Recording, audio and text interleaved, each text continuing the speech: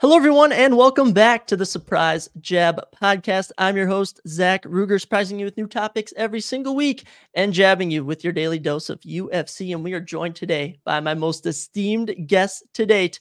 He is a play-by-play commentator on UFC Fight Pass, a play-by-play commentator for BowlTV, a play-by-play commentator for World Championship Sumo. He's also a host on Misfits Boxing. Most recently, I saw a host on Millions.com. He's also competed in a boxing bout at Misfits Boxing and even a Fury Pro Grappling match. Ladies and gentlemen, Ben the Bane Davis. Am I missing anything, Ben? You got the big ones, man. You got the greatest hits. I mean, I absolutely love it. And I mean, first off, like how's everything going? I mean, any big plans for the year? Has anything huge happened in life recently? Lot of stuff in the pipeline, man. You know, this year, another Misfits boxing bout is on tap. Still working on date, place, opponent, all those different accoutrements, but we'll be back in the ring at some point. The broadcasting career is going swimmingly. No complaints. You know, this last 3-4 years has been a lot of setup, a lot of strategizing and positioning. And this year is kind of the fruits of the labor a little bit, you know, like last week was just doing Madison Square Garden, which was ridiculous to be able to broadcast from that venue. So feeling good, brother. Happy to be here. Absolutely love it. And I've got a bunch of questions for you today. I'm also going to ask for some of your thoughts on UFC 300, some of the big fights that have been announced. But one thing that I know some of my friends were bringing up to me when I mentioned I was bringing you on is the Bane. Where did that beautiful nickname come from? Because it just flows. It flows so well.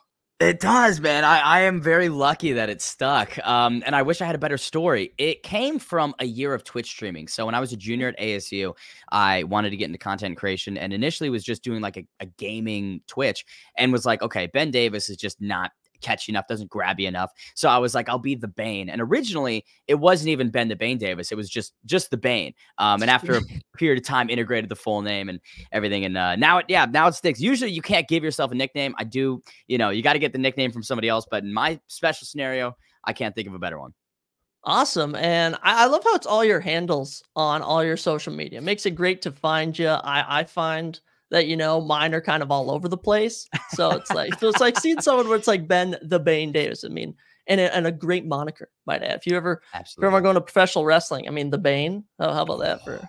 Dude, don't tickle me. Don't tickle me, Zach. I want to, man. Give me on AEW. Give me that NXT. I mean, come on. I'll be there. Were you able to catch a WrestleMania at all? I think I saw you posting about that a bit. I was prepping for APFC the first night of WrestleMania. And so I was doing my notes. I was able to catch the last section of the Rock and Roman versus Seth and Cody matchup. Thought that was great. Thought that was fun. Yes. And then, man, I mean, that second night finished the story. Come on, Cody Rhodes. I mean, are you a pro wrestling fan yourself, I assume, at all? I was, dude, when I was younger, way bigger. Huge when I was younger, man. Loved guys like Dolph Ziggler, big AJ Styles guy. But, you know, as time progressed, I just didn't have the time, energy to keep up to date. And there's so much. There's always so much that happens. So, like, I'll come back for specific things. Like, for Cody Rhodes, I was really interested in the story. The CM Punk stuff that's been going on between AEW and WWE when he came back. Like, I was deep in that. But I wouldn't be the guy to ask week to week on what's going down on SmackDown. No, I agree with you. And I know for me, you know, I was a huge pro wrestling fan when I was younger. And as I got older, I got into UFC. And I kind of wonder if there's a correlation there between like the fake fighting and then getting into the real fighting. Do you see that at all? Absolutely. 100%. I think that there is a precedent where if you like WWE, then you will almost 100% of the time enjoy UFC as well. I think that for me, and I think we all have this moment when you're a kid and you realize that it's scripted and it's all predetermined. Dude, it broke my heart. It broke my fucking heart. I was like, you're telling me Shawn Michaels isn't actually sweet chin musicking these guys? Like, come on. But yeah, I mean, if you know, people like, but the thing is though, like, it doesn't go both ways. UFC fans usually shit on WWE, which I don't understand. It's fun. It's campy. You have to be so fucking athletic to do anything in pro wrestling. Like, we should have an appreciation for it, but I wish it went both ways. Yeah, and I kind of tell, like, you know, some of my buddies who are UFC fans that kind of hate on it is that just picture stunt actors. Like, they're stunt actors. What they're doing is real. You know, they're actually hurting themselves. It's scripted, but I mean, you're still feeling pain. You're feeling those hits. Oh, yeah. Dude, like, look at Kurt Angle. That guy's body is held together by tape and Band-Aids at this point. So many perks he's taking. Oh my gosh. So I know you, I think I saw in your bio that you graduated from ASU in 2022. Yes. Yeah. Yeah. What was your major there, if you don't mind me asking? Dude, I did honors finance. So I did Wow. nothing even close to like media or broadcast journalism or sports, anything in sports. It was just finance because I wanted to go into business. Like I grew up acting and I was a drummer. I was on an improv troupe for many years and I was just very creatively engineered. But we all know that that doesn't really pay the bills. So Hmm. following high school graduation, my belief was let me go get a finance degree, or originally it was entrepreneurship but switched to finance. Let me get like a stable job and the mold that I think a lot of people subscribe to. And I Yes. just found that that didn't really work for me. My junior year I was pretty unhappy and I could tell that if I graduated, if I continued down this path, then none of the ingredients in my cake here would change. I would still be baking the same fucking unhappy cake. So I was Exactly. like, I got to change up the ingredients, baby. So pivoted and dropped out of like, I was very involved at WPK, which is the business school, dropped out Mhm. of like almost every club, every extracurricular, and just focused on mixed martial arts. I was like, maybe I could put some eggs in this basket. Started with interviewing people, started some on-site coverage, Bellator, PFL, and I mean, long story short, just fell into this where I'm at now. It's been a lot of upward failing. I know it's been great seeing you come up. I mean, I kind of just view it from a fan on Twitter and stuff, on the Instagram. But I mean, it's been incredible. So I mean, that kind of does segue. So you kind of mentioned that, that passion was always there for Mm. commentating. So who was it that first officially picked you up, like, or like to have you Oh, interview people, to have you talk to people? that's a good question. I would say that my first gig was with this small media group called Tarpsoft Sports, which was a Canadian um, little team, and I was doing interviews for them. We were doing like some live streams. They initially, this is a funny story. I don't tell this one often. Okay. So Tarps Off started a fight promotion called Tarps Off Fight Club, TOFC. And Okay. this was back in 2019. So it was gonna be my first commentary gig. And I was flown all the way out to Niagara Falls. I was very excited for it. But of course, or excuse me, no, 2020. Of course, COVID was going on.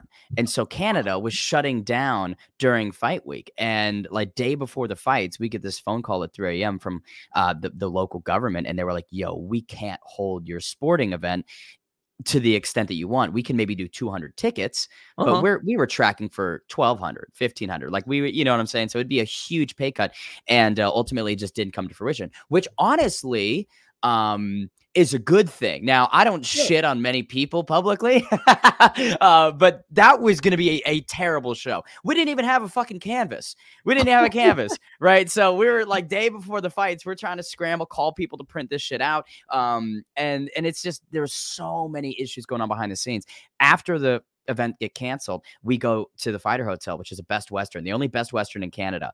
And it Ooh. becomes my job and the matchmaker's job to tell the fighters that the event's canceled. I don't know how Ooh. little old Ben the Bane Davis, the play-by-play, No. has to be doing this because the promoter, we're Ubering there, and the promoter goes, "Man, I got a toothache. I got to go to the hospital." You kidding me? You fucking kidding me? A toothache? When did that happen? All week you haven't complained about this. So he goes to the hospital. Me and Jack was the matchmaker's name. We're going door to door. Fighters are pissed. It ranges from like deep sadness and frustration to like extreme anger. There was one guy, I forget his name, but he was literally cutting weight because it was, we Oh, were about yes. to do the weigh-ins. So he's like gets out of the bathtub, he's shaking. He's like, "No, man, it's okay. Like I got a pound to go. Like it's all right." And we're like, "Dude, the event's off."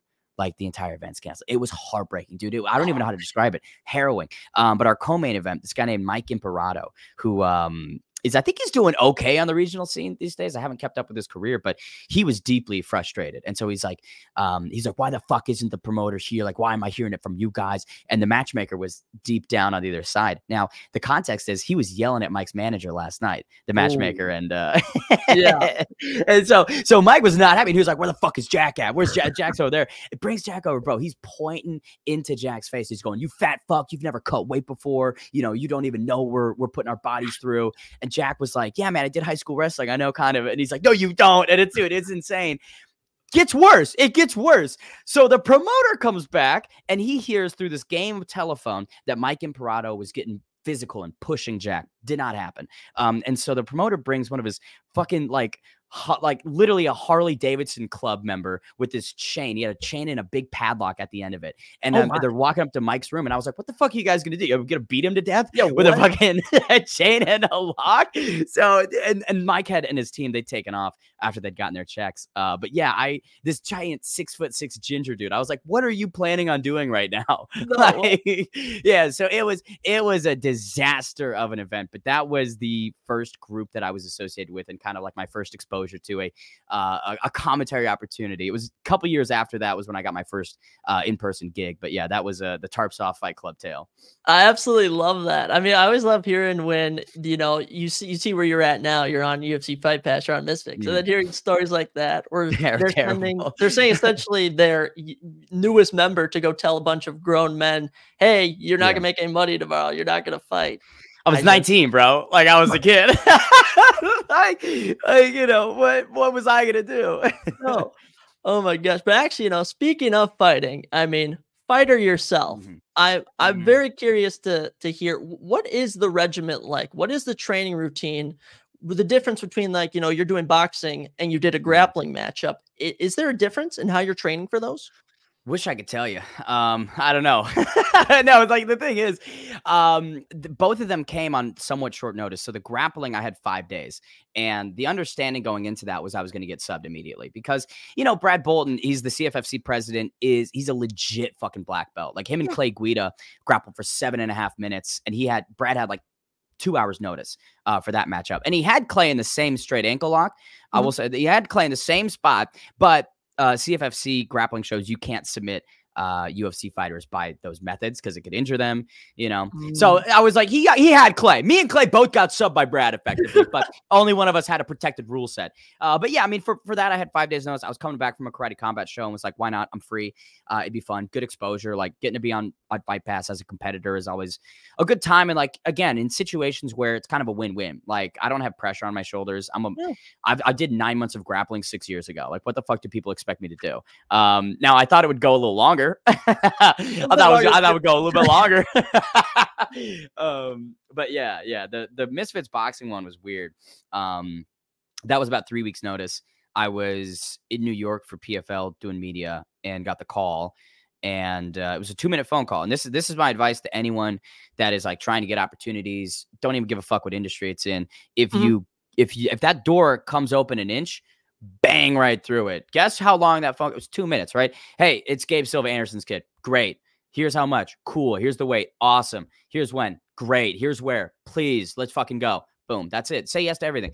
Yes. You might get, I don't want to say taken advantage of, but opportunities don't come around often, right? And someone else is going to take it. So I was like, yes, I don't have much boxing experience, really none. But yeah, I'll go fucking fight him. Why not? Because I knew I was going to dominate him in the fight week. I knew that, like, the press conference, all the media and whatnot leading up to it, I was like, he's got no chance. But in the ring, I was like, well, now I'm fucked.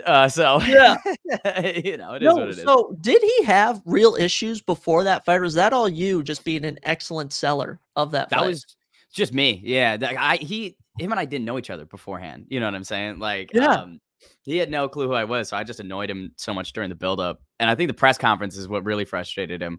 But think about it. Like, if you're fighting somebody and everything you say, that guy's got a better response than you, you'd get frustrated. Yeah, man. Like, you'd be annoyed. So, and the thing is, like, I don't know if I could replicate that quality of trash talking against like a B Dave or another Misfits boxer. Because it's like, what do I say? But against Anderson Silva's son, dude, you gave me all the ammunition in the world. Like, what are you doing here? What are you fucking doing here? They already don't expect much out of you since it's Anderson Silva's son. They just associate greatness with him. Straight up. And so that's why I'm like, you're on an influencer boxing show. Go fight, like, actual fighters, dog. Like, what the fuck are you doing here? This is weird. No, and I always see this on your social medias, people trolling you going, I'm so glad he got knocked out. They see your highlights. To me, it seems like you can feed off of that. It just doesn't even offend you. And if anything, it's just more exposure.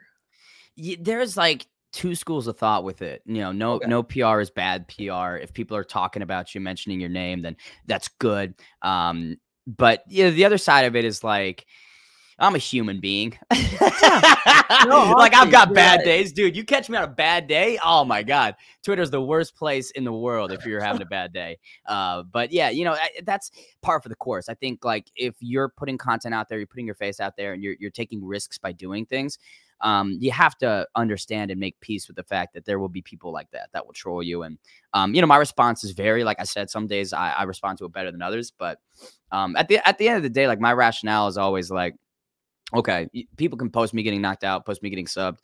But at the end of the day, like, what are you doing? Like, you're on the Yeah. sidelines, not doing anything. I'm Yeah. mixing it up. Even though I'm losing all the time, I'm still in there. So I guess that's always my internal justification. Mhm. Um, keeping on the fighting track, I mean, most I've been out of the country is Mexico. I saw you just went to Thailand, Yeah. looked amazing. What was some of your favorite experiences from being in Thailand? Man, so second time in Thailand, second Fight Circus show. And genuinely, this is gonna sound like such a touristy answer. The beaches of Thailand are so good, dude. The beaches in Really? Phuket are ridiculous. They look like postcards. Like, I was able to spend like a good hour, 2 hours one day just sitting out, eating cucumbers, had a beer with me, just Yeah. enjoying and being present. I think that's one thing that I fail to do often when I'm on the road is like really be in the moment. And thankfully with Fight Circus, and specifically this last show, there was a bit of downtime, so I was able to just like walk around, take in the scenes. But yeah, Thailand's crazy. Elephants, a lot of elephant riding going on there. We were next to, this is not a good one to put on the record, but we were next to this, our hotel was right across from this place called Bangla Road, which was where like the sex tourism capital was. Mhm. If you know Thailand, you know that it's the I've lady heard the boys rumors. and I've heard the prostitution. rumors. They're very founded. But Oh my. yeah, so it was weird when we'd be walking like back from the venue because the girls would like literally be grabbing you, trying to, you know, get you over and drop your bot on the ladies. But yeah, so that was weird. I'm a taken man, so I'm happily in a relationship. So all that I was like, nah, that's for our I don't want to say this, but our DJ. He had a good time. He had some fun. Oh my goodness. I saw you were at Tiger Muay Thai, one of the most established, Muay Thai gyms in the world. What was the experience like there? That seemed incredible. Dude, and honestly, that would have been a much better answer than the beaches. Tiger Muay Thai was fantastic. Like, TMT is one of the coolest spots for a martial artist or someone that wants to get better at striking. Like, they have a compound, bro. I can't even describe the fucking size of the building. They were doing yoga classes, right? You live there, you do yoga, you fucking eat there. Like, it's a full all-in-one just training extravaganza. Some of the best instructors you'll get. You know, you're walking by and they've got Piotr Jan, they've got Rafael Fiziev, they've got Valentina Shevchenko posters. Like, you're just in this excellent environment where the elite of the elite come and sharpen their swords. So, you know, we got to train with one of the guys and did just like a really, you know, rudimentary class, nothing too crazy. But you look around and it's guys just nonstop kicks on bags and the speed, and I talked to him. I went over and I was like, what brought you here? And it was this Swedish dude. And he was like, oh, I just wanted to come train. What? You know? Yeah, like, but that's crazy. So there's so many people there that like just say fuck it and, you know, spend 2 months at TMT training. And Bang Tao, very same way. But yeah, the mixed martial arts scene in Thailand is excellent. Specifically, those gyms are really fun. That's cool. Have you been to any others? Any other big name ones? AT&T, any like that? Oh, I did. I was just at Extreme Couture. I've been to Syndicate and Couture in Vegas whenever I go there. I've never been to AKA. That's one I've really been interested in visiting and popping into. Because obviously you hear about Cormier's and Khabib's and all of that at American Kickboxing Academy. But I don't know where the fuck they are. Where are they based? Where is it? Where is who knows? California, maybe? I don't even have a guess. Good shot. I mean, it's a good shot. No, do they just let you like, do they have like day passes that you do that? Or do you have to sign up for certain classes? Day passes, yeah. Okay. Like, you have to go in and organize it. Our guy that was kind of leading the group, he had sort of given us it was a long van ride from our hotel to where Bangtown Tiger Muay Thai we're stationed at. And our guy was like telling us the whole way, yeah, we're all good, man. Like we've got it figured out. We get there, not the case at all. Not the fucking case at all. So we spent like a good 45 minutes to an hour just like standing outside as he's like going back and forth. We had to go in and meet like the manager of Tiger Muay Thai and explain what we were up to. Yeah, it was a full thing. And we had a guy, his name was D-Lo, and he's like a 3 foot tall midget with us, and so we were just attracting a lot of attention. So, but yeah, no, it was. I think you could roll in, just do day passes, but if you want that like extended stay, then probably organize it before you get to Thailand if you want to. I figured so. Were the people nice there? The locals at all? So nice, dude. Everyone in Thailand's incredibly hospitable. I've never run into this personally, so I want to speak only from my experience, but I haven't run into crime, dude. Nobody's like pickpocketed me. Nobody's tried to rob me or mug me. Like it's a very, very safe environment. Walking around in Phuket, I feel completely comfortable. I feel that same way in Colombia too. People like to talk about Bogota and Medellin as these like murder capitals and you're going to die. And it's like, yes, if you go to the wrong spots, but you go to Philadelphia and you go to the wrong spots, then same situation, right? So, but yeah, I think a lot of Americans have this weird skewed idea of foreign countries and the safety within them. And I'm like, dude, Phuket, the Thais just want you here, right? They're happy to see you, you know? Absolutely love that. That's honestly, that's refreshing to hear. Cause I know all I hear is that like, hey, those countries are dangerous. Don't go there. Yeah. No. And they're so cheap, dude. They're so fucking cheap. Like, really? I figure. It's like, I figure. It's like 33 baht to $1. You live like a king. You know what I mean? I gotta take a trip to Thailand then. That's okay. Next time we'll get you to TMT. That'd be fun. So what would you say has been I don't really want to, you know, since you're under so many promotions, but what has been like your favorite event that you've been able to commentate for? And we'll say for this year. We'll just go for 2024 so far. This year specifically, it's very hard to almost compare and like pick a favorite, but the beauty is because there's so many different industries, it's apples and oranges. You know what I'm saying? Like Misfits 12, I think that was a really cool one for me. That was January 20th in Leeds, England. That was the first Misfits show I'd done complete, you know, from start to finish, calling it. And I don't know, man, it was just one of those moments where I felt like, okay, the career is really coming a long way. I'm sitting next to Todd Grisham, who did WWE for 8 years, who has called a UFC event, who is the voice of Glory Kickboxing and so many huge fights around the world, boxing related. Like I felt I at times feel imposter syndrome, but like that night was like, yeah, I've made it. I've earned it. I belong here. The sumo show that we just did at Madison Square Garden last weekend was kind of the same way. It was ridiculous looking around the theater at MSG and thinking I'm going to be doing play-by-play. I'm providing play-by-play here because just 7 months ago, or no, excuse me, a year and change ago, PFL was at the theater doing their, championships. I was there covering it for media, so I was on the opposite side of the coin that night and watching Sean O'Connell doing play-by-play and Kenny Florian and Randy Couture on the broadcast. And so now it was really cool just being on that opposite side. And like I said, I really don't reflect too much. There was one UFC fighter at Media Day at UFC 300 had a great answer about it. That's for later down the line, but there are moments where I'll sit and be like, that was a really cool experience. Absolutely. That's so cool. And I honestly feel like from what I've been seeing from you lately, you are reaching that status where soon people are going to be meeting you and they're going to be going, oh, hey, guess what I just got to work with? No chance. Give it a couple of years. No, another thing I'm very interested about is how does someone like yourself, big mixed martial arts guy, get involved with, I guess sumo is a form of mixed martial arts. But I mean, with sumo and then you're doing bowling. I mean, is that just people seeing you doing the MMA stuff and they're going, hey, that guy would sound great covering our event?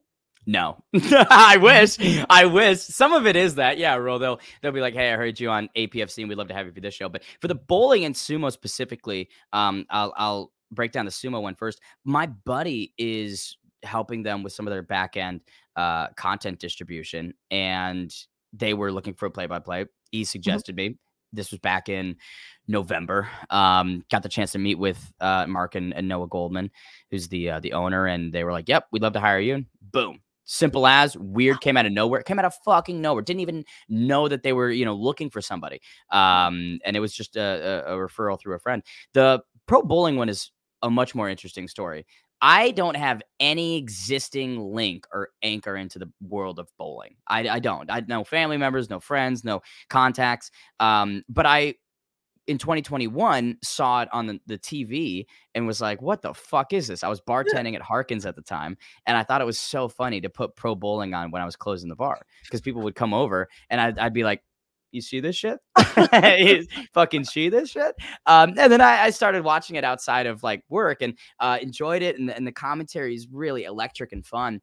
And I was just like, how do I get involved? So last year they're doing the Players Championship in New Jersey. It was in Brunswick, New Jersey. And so I bought a plane ticket, booked a hotel, went on my own dime, and had reached out and had communicated a bit with the PBA beforehand. And so they knew I was coming. They were like, oh, hey, here's a pass. Love to have you.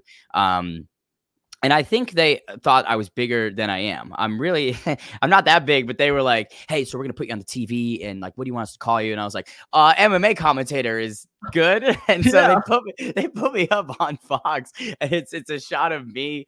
And it is like a lower third that says Ben Davis, MMA commentator. One of the fucking pro bowlers comes over. His name's Anthony Simonson. He's one of the best in the world. And he was like, hey man, like, I'm Anthony. And I was like, I know, I just fucking saw you bowl for like 2 hours. And he was like, I'm a huge MMA fan. He lives in Vegas. So he's showing me like all the times he's been to the Apex and T-Mobile and all that. Yeah, really, really cool dude. And so I just called, this is a little bit too much of a fast forward. I'll wind it back after, but I just called my second pro bowling show in Vegas at Suncoast, and Anthony was participating in it. And it was the US Open. Comes over, gives me a fist bump beforehand. And I was like, oh, he remembers. But yeah, so after that Players Championship experience, I went out with a lot of the production team and just networked, man. I mean, it's all relationship building. If you have good interpersonal skills and you connect with people and can build the relationships effectively, anything's possible. It took months. I mean, it took from May to October of messaging, following up, deepening relationships, to the point where they brought me out to Texas mid-October and were like, hey, we'd love to give you a job. And I was like, yes. Long time. That took a long time, but man, paid off. That it did. I'm actually heading to a bowling show. That's my next event that I've got. Me and my girlfriend have a wedding on the 19th, and then I head out like the next day for a bowling show. Cool. I mean, how long do those usually last? I've never personally seen like a full one in like. Dude, it's crazy because the BowlTV side of things is very different from the PBA Fox FS1 show. So we're there for a week. Like, we're doing 8-9 hours a day of bowling broadcasting. So, dude, I called. Not, well, I won't say I called, but I sat through about 5,400 games of bowling at Suncoast the week that I was there doing the US Open. It's crazy. Because that's insane. And because it all leads, like, you do rounds of qualifying, then you do rounds of match play, and then you get like either a single or double elimination bracket, and then you do a stepladder final to determine 3, 4, 5 seeds on TV, and then boom, TV show. So yeah, it is a lot of fucking work, and a bit of a thrown in the deep end. I don't know bowling to the extent that the other commentators do on BowlTV. And so I got kind of crucified by the fans the first day. Dude, they fucking hated me. They hated me. Wow. I know. Yeah. Which is like fair. I get it. Like, imagine if somebody came into a UFC broadcast and they started fucking up people's names. Like they were calling, Tom Aspinall, they were going, oh, Tommy Aspinall, like you and I would probably be like, what is this guy doing here? So like, that's, I fucked up someone's name, and he was the son of a Hall of Famer. So that was, but also that's just what people do. They see someone new to the scene. They want to pick out all the bad that they can see. Yeah. Yeah, and like I knew that was coming. I figured it's probably going to happen this weekend as well. Until, it's just is what it is. Until I get better and have more of a handle on it, and people get more used to me. Then instead of get this guy out of here, they're gonna be like, oh, when's Ben coming back? Always happens. Exactly. I love it. And I know you mentioned networking. What would you say are some of your best tips for like someone like me? I'm heading in my senior year of college next year, to kind of use some networking skills to try and meet new people. I think following up is really important, a lot more important than people think. If you hit someone up once, twice over the course of a week, 2-week period, that's, and don't hear back, that's one thing. 2 months, right? I would say continuously check in, and try. You know, for me, I appreciate when someone's persistent because my phone, sometimes messages just get lost. Sometimes emails just get lost. And if it pops back up again, I can go, oh man, you know what? They put more effort in, they put more energy to reaching out and contacting me. And now I'm reminded, now I'm going to prioritize it because I appreciate and respect that they wanted to follow up. If someone sends me one message, and I, like, let's say, see it 2 months later and it's the only message, I don't know. Doesn't show much. Doesn't show much, you know? And especially if you're looking for like jobs or opportunities, just getting people for an intro call. You know, like I'm deeply interested in Olympic broadcasting and getting to that level. And so like on LinkedIn, messaging every person that has like Olympic broadcasting experience, just trying to set up a half-hour meeting, you know, just to, hey, how did you get into this? What did you think of your experience? You know, I don't know. Those are, I guess, some quick tips, I would say. But persistence. I think they're great tips. Honestly, you know, I've heard a lot of people say like writing a little follow-up letter is good. And when you're on social media, I mean, just line up saying, hey, thanks for the talk. Works out perfectly. Yeah, that's a good one. Yeah, follow up. Can't hate that. No, not at all. And speaking of following up, we just had a massive UFC event this past weekend. I have seen a lot of your stuff on it. I'm sure we all know all this stuff. But what I want to ask you about is, what performance do you think surprised you the most out of a fighter? What performance disappointed you the most? And who do you think performed to the level we expected them to? I would say special commendations to Diego Lopez, because blowing out Sadiq Youssef in the fashion that he did, 94 seconds. When has anyone done that to Sadiq Youssef? A lot of people I saw online were thinking, oh, he's got a lack of a chin. Sadiq's going to crack him and put him down, or it's going to be this back and forth war. No. Quick, easy work for a future title challenger, in my opinion. So I would say that one was a little bit surprising.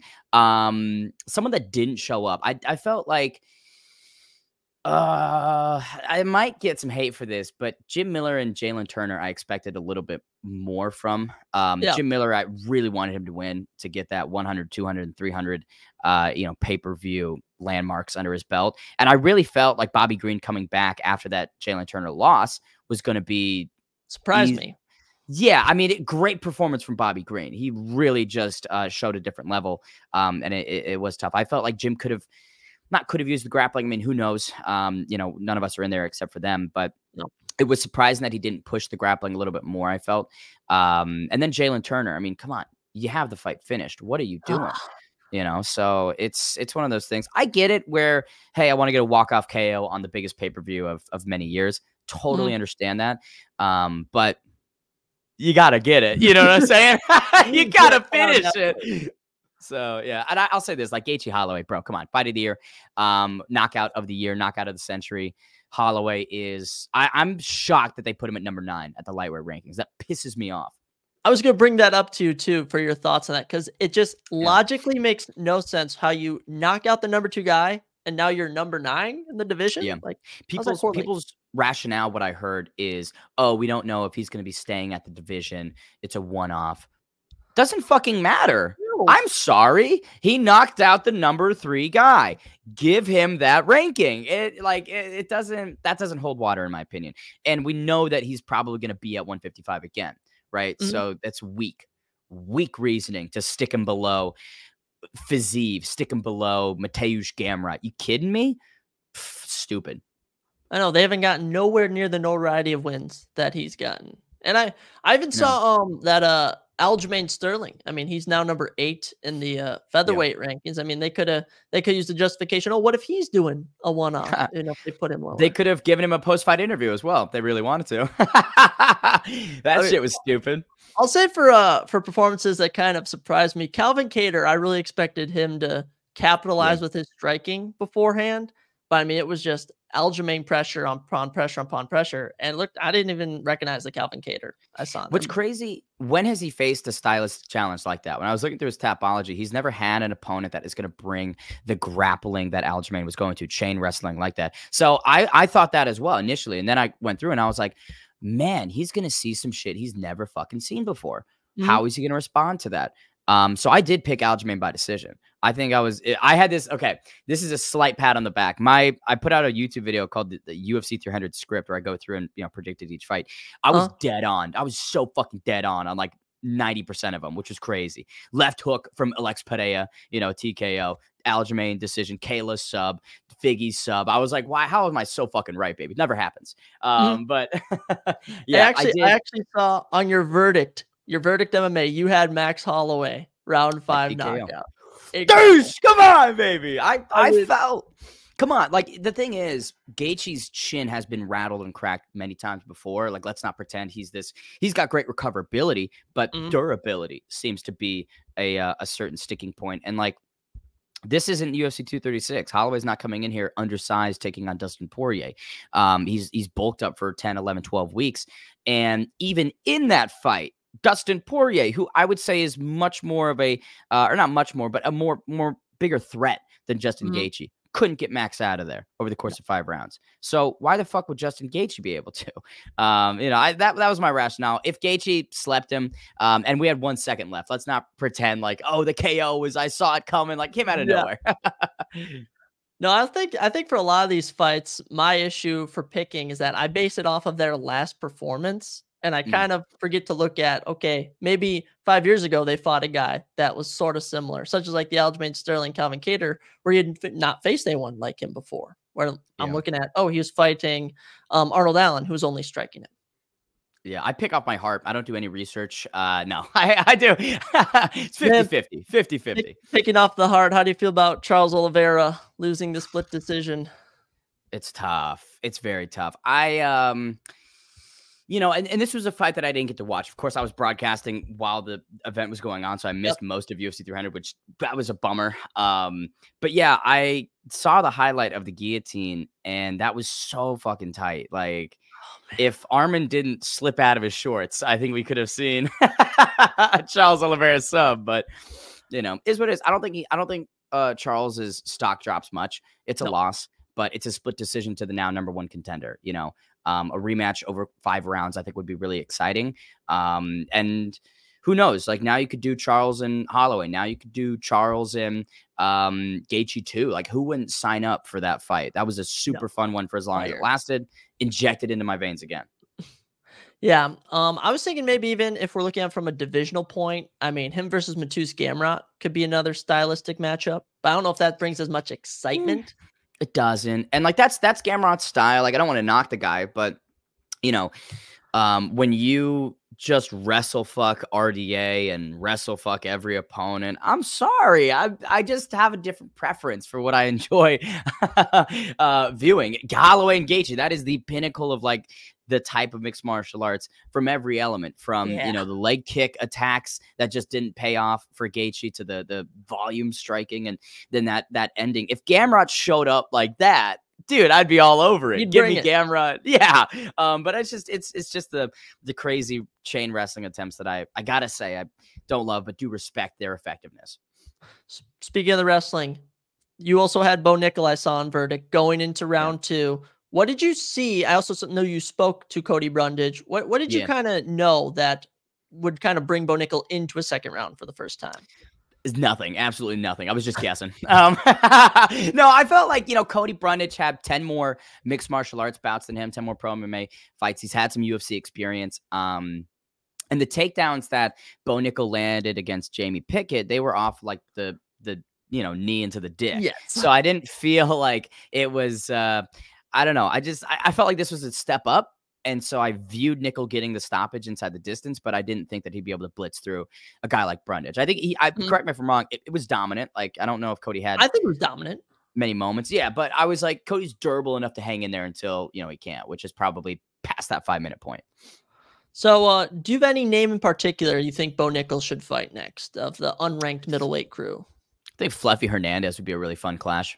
Yeah, give me that. Give me that all day long. I think like Bo is nowhere near ready enough for a Chimaev or like a top 15. But I think if you keep giving him top 30 guys, maybe he gets to like 9-10-0. That's when you can really fast track him maybe through the rankings. I would prefer to see him take another 2 years of just cleaning out some of the bottom guy, not bottom guys in the division, but bottom guys in that top 30 before we see him lose. I don't want to see Bo Nickel lose. Now, this might be a controversial point, but like that could be a huge future star. I think he's got a lot of good ingredients. Kid's got great ingredients. He's developing. So I don't want to see him lose unless it's at a pretty pivotal moment. If he loses to somebody outside the top 15, fizzle's gone. That's everyone's going to feel like, let down. Yeah. But if he loses to someone like Chimaev for the belt, different story. I think we're all going to be like, man, let's see that one again, Yeah. I was thinking maybe a name like Edmund Shabazian, someone to test his striking a bit more. But then I kind of think he's going to fuck Edmund up. Yeah, he's going to kill Edmund. I don't want to see Edmund fight grapplers, man. I had to sit through the Brunson fights. I had to sit through, give Edmund just fun strikers and let him do what he does best. The Fluffy fight annoyed me. I was kicking myself. Edmund would rock him with some, just take him right down. It's terrible. You would think and I feel like that's the common thing from the fans' perspective is like, you would think that these guys would have one fight where they get wrestle fucked and then be like, man, I gotta shore up that hole. That's all I'm going to be doing. But I think it does illustrate how hard it is to master some of these disciplines. Like you just can't get good at wrestling over the course of a year and a half, 2 years. It takes so much time. And I don't know. That's what makes, for me, that's what makes guys like Volkanovski special, where you just see levels in development. And while I think that I don't want to say the career's done, but it's tough to say. It is. Yeah, I don't think he's going to beat Ilia Topuria ever, but like, let's say Volk goes to 155. I think there's some fun fights. I think he still beats most of 145. But yeah, Volk's skill set, like people are going to clown him for that loss for the rest of his life, but he is one of the top pound for pound fighters ever. Final point for 300. Who do you think should be next for Alex Pereira, and when do you think he'll be fighting next? So unfortunately, I heard that the broken toes, he had a broken toe coming in and then he broke a toe in the fight. So UFC 301 in Rio is not going to happen, which is, it's fucking tough. He wanted it. The fans wanted it. That card wanted it. I mean, we needed one more for that card, man. No disrespect to my guy, Steve Ursig. No, not to Steve at all. So I think Alex Pereira and maybe Magomed Ankalaev makes sense. He's been up there. I think he's got pretty low fight IQ, admittedly. No disrespect, but like you have some of the best grappling in the division. Why are you eating leg kicks from Jan Blachowicz for 5 rounds? And then, oh my God, when I can barely stand, now I remember that I can wrestle and get a 10-8. Yeah, like he could have been champion. Magomed Ankalaev could, if he did that in round 1, he would have gotten the belt, So I think that fight next makes sense. But honestly, call me crazy, but I would like to see Adesanya and Alex Pereira fight again at 205. I think we've all forgotten how good Stylebender is. I'm not. I think his personality is questionable at times, right? So he says weird things. Not Dick Ryan. I'm not Dick Ryan at all, but I just respect the guy's grit and his style. And he has an existing win over Alex Pereira. Israel Adesanya is the lineal light heavyweight champion, if you view it from those boxing metrics, right? So I think if you give Alex the chance to really close the door on that rivalry, you give Adesanya the chance to even it out and get a light heavyweight title that's always escaped him. I feel like the story's there. The story's excellent. Who the fuck wouldn't buy Pereira versus Adesanya too? Who else can stand with Alex Pereira? I think it's just Adesanya. And even then, I mean, it's not like he did it effectively sometimes, but he did it better than everybody else. So, I mean, I don't really know who at light heavyweight is going to be able to take his shots, be able to stand with them. No. Khalil Roundtree is a name that people are curious about, and that's a fun fight. I think Khalil's maybe 2 wins away. But like you give me Jan Blachowicz and Khalil Roundtree, and then you give me Khalil versus Jamal or Khalil versus can't even think of Johnny Walker. I think Johnny Walker's up in the top 5 right now, right? Somehow. Somewhere in there. Let's double check. I don't like being wrong, baby. I don't like being wrong. UFC rankings, light heavyweight. Johnny Walker is number 7. He's right in front of Khalil Roundtree at number 8. So give me Roundtree and Walker. And when Johnny gets nuked again, then give me Khalil versus, Magomed, Jamal, Jan, and then give him a title shot. That's how I would do it.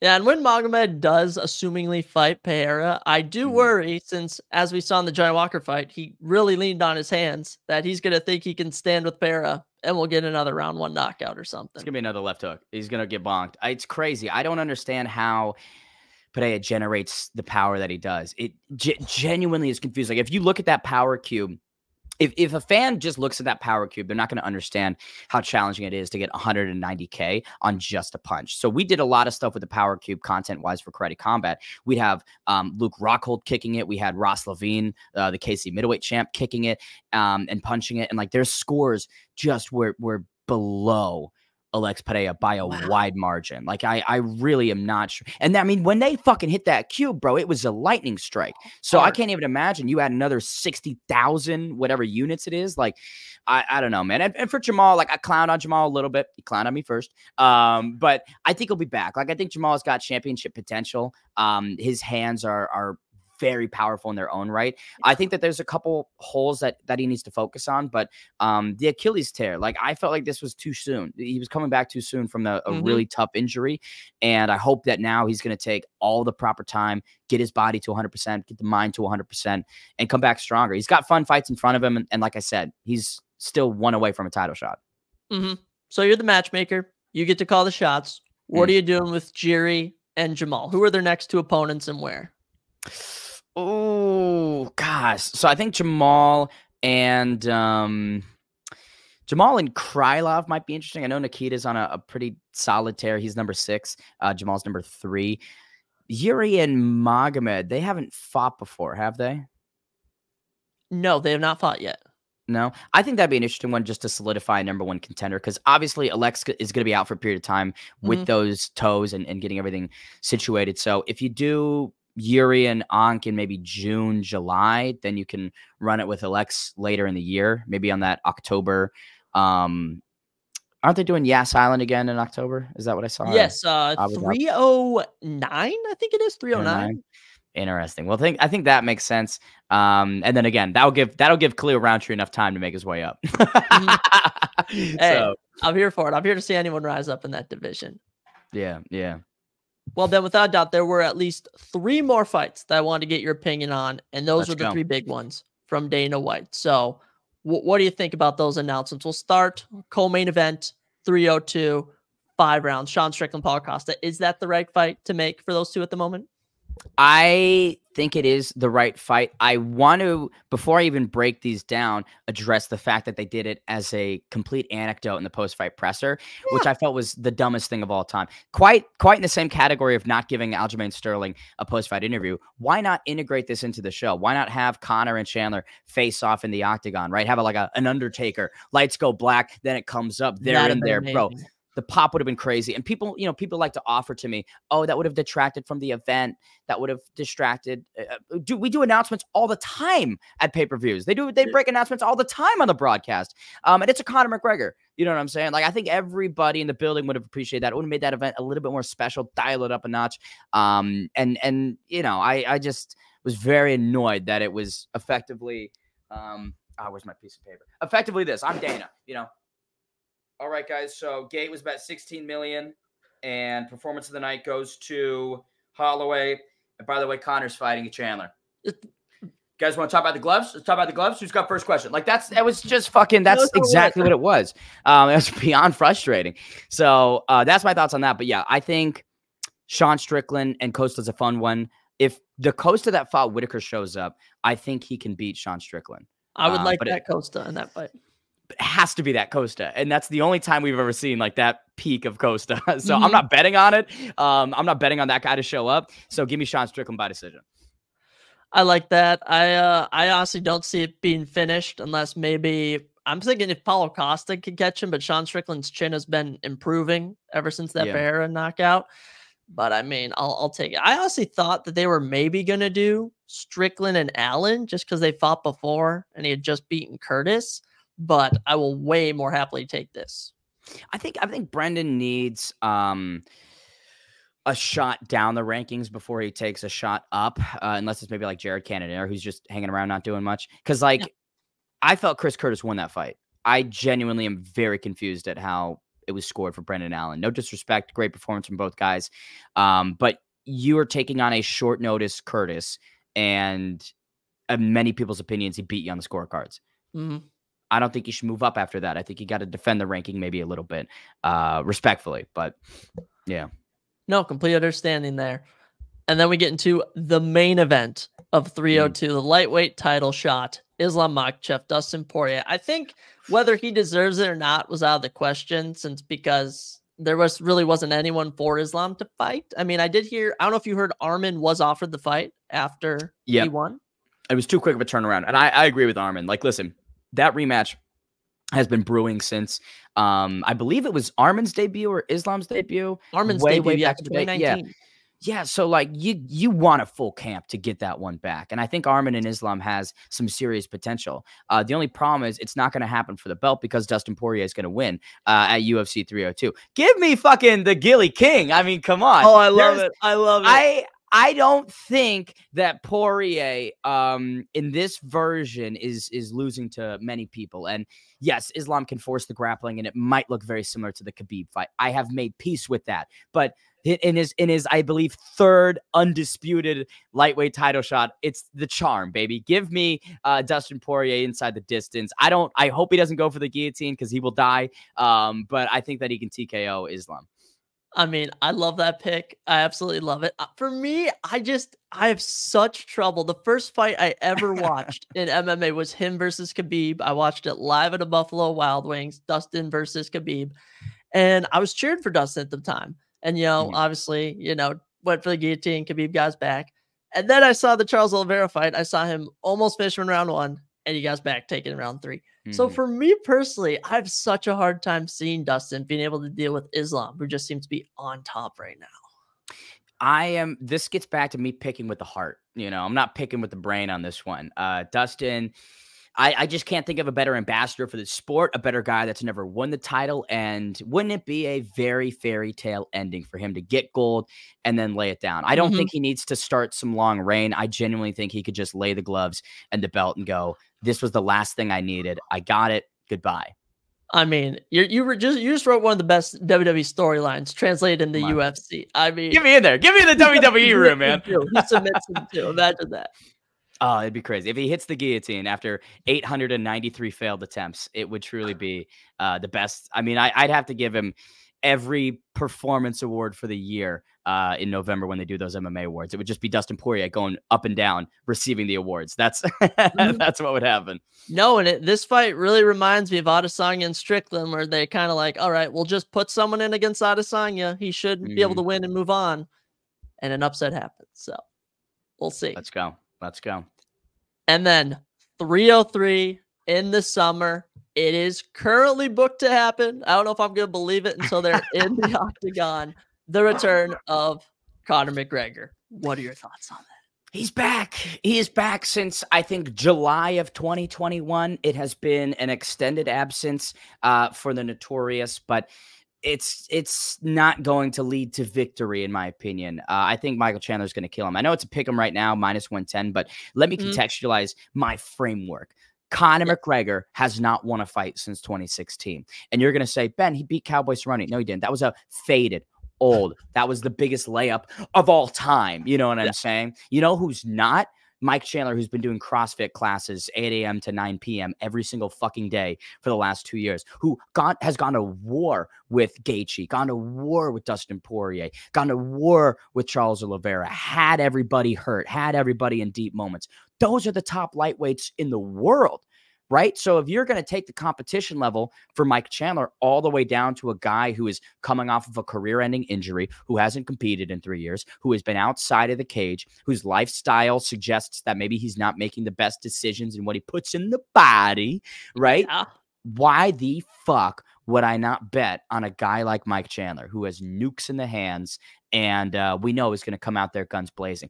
I respect McGregor's ability to maybe have some upside in the kickboxing, and the left hand is always dangerous. But again, he's won one fight since 2016. And in the Dustin Poirier fights, I didn't see much that would build confidence against a guy like Mike Chandler, who is, again, one of the best in the world still. Absolutely. And certainly something I've seen when I was rewatching some of Michael Chandler's fights is I've seen it in pretty much every fight except the Dan Hooker fight, because he got him out of there quickly, is whenever he gets touched pretty bad, he is not only able to land a takedown, but hold it and just ground and pound his opponents. And if Dustin Poirier's taking you down in both fights and holding you, once Chandler gets a hold of you, I don't know how much longer you're gonna be able to hang around. Yeah, and like that's the question is, Conor is in a stage in his life where I think that he's pivoted. He's unwound that fighter brain. I don't think Mike Chandler has. And I'll say this, Mike has tread on his tires too. That's the guy who was in Bellator for many years that now is, 2-3 in the UFC. Let's not pretend he's been completely immaculate. So both guys are aged. But I just don't understand how this gets back to my same thought on Mike Tyson versus Jake Paul, where people will say to me, and it's usually idiots, oh, Mike Tyson's going to come in there and knock him out. It's very hard when you retire professionally in 2005 and you spend 20 years doing something completely different and leading your life in completely different ways, to change that and get back to who you were. I don't think Conor McGregor can get back to who he was, and he hasn't shown us that. So I think he's got a great career in Hollywood, and I think this will be the last, gasp, because after Mike Chandler puts him out cold, what are people going to say? Give this guy another pay-per-view? No. I mean, already them getting this pay-per-view, both coming off of losses, I mean, it's already, you could question it.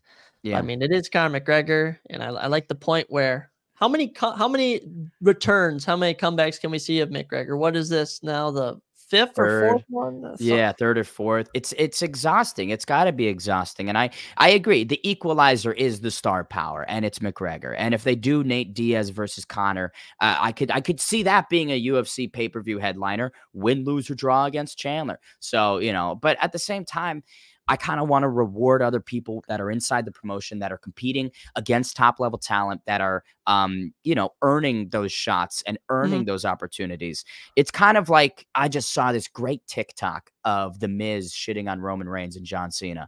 I mean, I'm deep on WWE TikTok right now. And Miz was like, just pop that, dude, right? I'm telling my girlfriend, I'm like, babe, look at that finisher. And she does not understand at all. But like he was saying, I have worked tirelessly day and night, 12 years. You guys show up once every fucking 2 months and get main event of SummerSlam, main event of WrestleMania. Give it to a guy that earns it. And I just don't think Conor McGregor, I don't want to say he hasn't earned it, because that'd be insane to say, but God, I feel like people have earned it more. Damn straight. I mean, you've had Alex Barra seven fights in like the 3 years he's been at the company. I mean, he's a definite, he's earning it. Yeah, guys like Sean O'Malley that I think are showing up, fighting the best. Yes. Like, invest in that. Dricus du Plessis, a guy who's fought everybody, who is undefeated in the UFC. I feel like we should be putting some more chips in the next generation, the next era, the next cash cows, instead of really holding on and milking this one. No disrespect, but again, I will always tune in, but I feel my interest is severely waning with each return. Completely agree with you. Final UFC point I wanted to ask you, but before I ran out of time, who will Leon Edwards be fighting next? I don't even know who the UFC is going to go with. Yeah. It has to be Bilal Muhammad. Genuinely, there is no other answer. As much as I like Shavkat Rakhmonov, I think that he's still got a little bit of work to do. Him and Jack Della Maddalena, that's number 3 versus number 5. Whoever wins that fight will fight after Bilal for the undisputed welterweight title shot. If anyone disagrees with me, I swear to God, I will commit so many fucking felonies, and that'll be the last gasp that they utter. That'll be the last thing they say is, no, Bilal's too boom, gone, not playing around. Give him the shot, baby. It's too long. It's too fucking long that they've wasted Bilal's time. I don't know if he wins. I'm not gonna sit here and be like, oh, he's gonna destroy Leon. It's a back and forth bout. I feel Leon has passed this grappling test before, but Bilal TKO'd Sean Brady. What did Sean Brady go out and do next? Dominated Kelvin Gastelum and finished him. Right. So let's put some fucking respect on Bilal. He doesn't need to fight Shavkat. He doesn't need to fight a Colby. Give him the shot. If he loses, then you all win, And I mean, I was definitely a Bilal hater, I'll admit it. I was not on the Bilal train, but then he beats Wonder Boy. Then he beats Luque. Then he beats Brady. Then he beats Gilbert Burns. And you're almost like, okay, you cannot deny him no matter what an opinion of him may be. Exactly. I feel like, if we want to compare ourselves to the NFLs, the MLBs, the NHLs, then we have to view things a little bit more like a meritocracy. Who's earning it? Who is actually the best in the world? And Bilal Muhammad has beaten guys that, Gilbert Burns is one of the top in the world. And, it didn't have a chance against Bilal Muhammad. So I just don't, I understand it. He maybe isn't the most exciting guy. He's the nicest dude ever. I've worked APFC shows with him. I've had the pleasure of calling events next to him. He's the nicest fucking guy. But I can understand some people. I can't shit on grappling earlier of Mateusz Gamrot and then turn around and be like, oh, but I love Bilal. You know what I mean? Like, yeah. I don't want to, sound too hypocritical. And again, personal bias injected into this one. But yeah, it's Bilal's time and is what it is. Absolutely love it. One last point before I leave you go. Ben the Bane Davis, 4 months into 2024. What are your goals for the rest of this year? What are some of the big ones? Win a fight, man. I got to get the hand raised. I've lost too many times. It is not frustrating to me because, I don't define myself as a competitor. It's not something that I'm truly gunning towards, but getting my hand raised is absolutely a goal this year. And I am taking the easiest matchup of all time to do it. I will get a trash can and I will knock them out. And everyone's going to be like, he had a record of 2-83. And I'm going to be like, yes, he did. You're damn right. He did. But I got those 2 wins. That's what. But he got those 2 fucking wins and I got my hand raised. So that's all that matters. 2024, getting the hand raised and then continuing the broadcasting. I'm booked out until December. So it's already years almost predetermined for me, which is nice. It's great. That's a beautiful problem to have that I didn't have a year or 2 years ago. But yeah, so just keep on keeping on. Hopefully the Twitter grows and everything scales and more opportunities come. I mean, it's looking great. I've been seeing it grow, and it's been so exciting to see. I mean, 38K, what an achievement! What an achievement! It's only 100K. I'll be here before you know it. Yeah, I'll probably be dead before then, but who knows?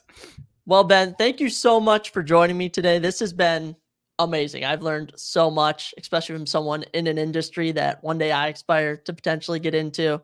And, anything else you want to leave us with? Nah, man, to anyone that, again, wants to do either what I do or anyone else does, just keep grinding. Like, it's not a road that's short. It is long, and there are many twists and moments where you'd want to lay the cards down. But my inner monologue has always been, there's someone working harder than me. There's someone that's, oh, they are going to wake up and do this. And I want to sleep in, right? There's someone always working harder than you. And, how much do you want it? How bad do you want it? I could have stopped so many times. I've been fired from like 5 or 6 different media gigs. I told you about that tarps off experience. That could have been a great time for me to be like, you know what, maybe this isn't for me. This is crazy. So not stopping and not accepting failure. You're going to fail. You're going to fucking fail. Not accepting that's the key. Pushing forward, learning from it. That's where success comes from. It's not going to come overnight, and it's not going to come out of nowhere. No, and you're a perfect example of that. I love that. That's a great mindset. Well, everyone, you can find Ben Davis on all of the social medias. I mean, YouTube, Instagram, X, TikTok at Ben the Bane Davis. Ben, I'll catch you next time on the Surprise Jab Podcast.